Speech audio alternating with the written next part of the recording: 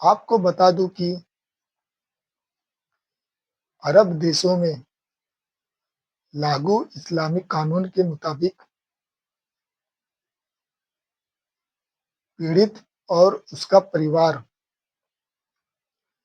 तय करते हैं कि अपराधी को क्या सजा दी जाए, मगर हत्या के मामले में पीड़ित परिवार को ये हक है कि वे हत्या अभियुक्त को पैसे लेकर माफ कर सकते हैं। इसे ब्लड मनी कहा जाता है। ये एक तरह का मुआवजा होता है, इसके लिए कोई रकम तय नहीं होती है।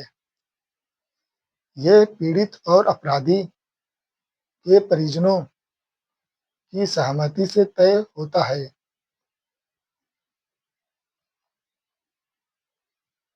जब उन्होंने ट्रायल कोर्ट के आदेश का खिलाफ यमन के सुप्रीम कोर्ट का दरवाजा खटखटाया, लेकिन 2023 में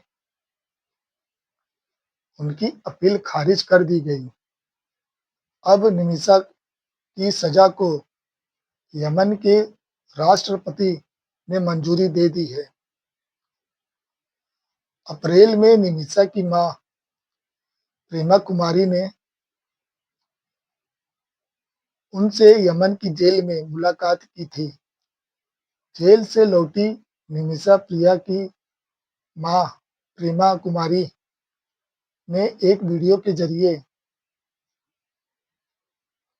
अपनी भावना बयां करते हुए भारत और यमन सरकार को शुक्रिया भी कहा था।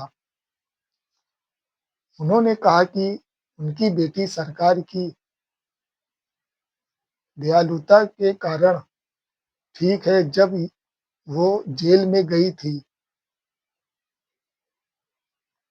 तो उनकी बेटी उन्हें दूर से देखते ही दौड़ लगाकर आई और गले लगा लिया। वो रोते रोते मुझे मम्मी कहकर पुकार रही थी।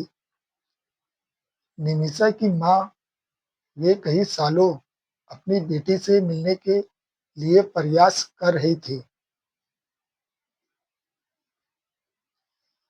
लेकिन दिसंबर 2023 में उन्होंने दिल्ली उच्च न्यायालय में याचिका दायर कर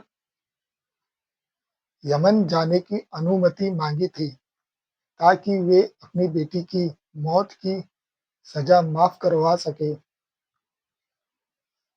अनुमति मिलने के बाद वो भारत से यमन गई थी।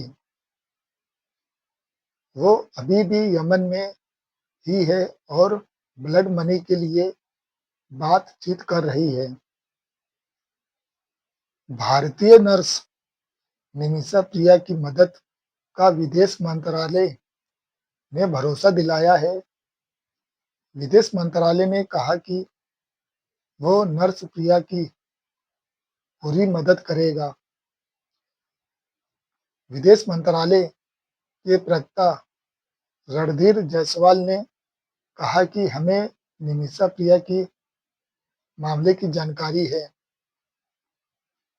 प्रिया का परिवार कई विकल्पों के बारे में विचार कर रहा है। सरकार इस मामले में हर संभव मदद कर रही है। हम हर कानूनी मदद मुहैया कराएंगे। प्रिया के लिए मौत की सजा से बचने का एकमात्र तरीका मृतक के परिवार से यमन कानून के अनुसार उन्हें खून की रकम देकर क्षमा प्राप्त करना है। इसके लिए प्रिया की मां यमन में ही है। प्रिया को बचाने के लिए सेव निमिषा प्रिया एक्शन काउंसिल बनाई गई है। काउंसिल के अनुसार निमिषा की रिहाई को लेकर बातचीत शुरू करने के लिए पहले $40,000 दिए जाने थे। यह रकम विदेश मंत्रालय के जरिए यमन में भारतीय दूतावास को दी जाएगी।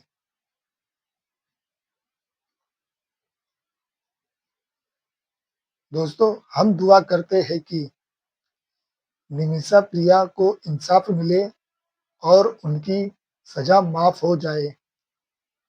जिस मुश्किल घड़ी से वो और उनका परिवार गुजर रहे हैं, उसमें उन्हें हिम्मत और हौसला मिले।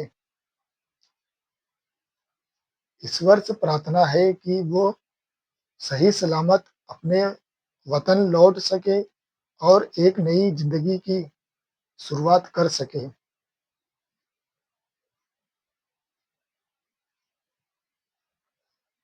दोस्तों, अगर आपको ये कहानी पसंद आई हो तो नीचे कमेंट करके अपनी राय जरूर दें। आपके विचार हमारे लिए बहुत मायने रखते हैं।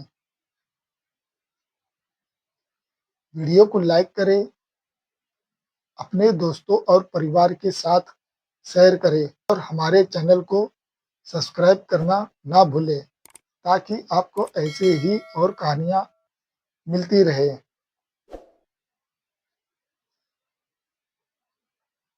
दोस्तों,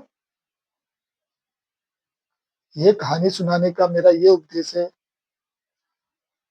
ना किसी को परेशान करना, ना किसी को ठेस पहुंचाना, बल्कि ऐसी कहानियां सुन के आप लोग जागरूक रहे, सतर्क रहे। चलता हूँ फिर एक नई कहानी के साथ आपसे मिलूंगा। अपना ख्याल रखें, अच्छे से रहें।